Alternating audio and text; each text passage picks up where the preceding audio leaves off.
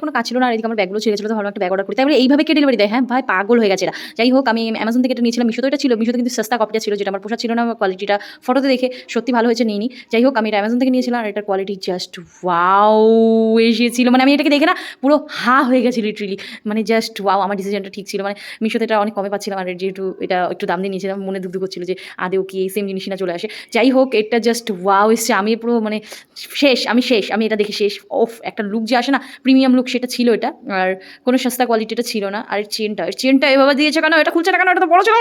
এটা খুলছে না কেন? যাই হোক এটা হয়তো ভিতর থেকেই খুলবে। আর এখানে ছিল ম্যাগনেটিক লক যেটা দিয়ে ম্যাগনেটভাবে লক হবে। ভেতরে এগুলো কি দিয়ে দিয়েছে ভাই? ৳৫০০ একটা বান্ডিল দিয়ে পাঠাতো তাও একটা হতো। সব ভরে, ভরে দিয়েছে। এগুলো যদি টাকা হতো তাও একটা কথা ছিল। দেখো তো ভরে, ভরে ভালোবাসা পাঠিয়েছে। এত ভালোবাসা পাঠাতে কেই বা বলেছে?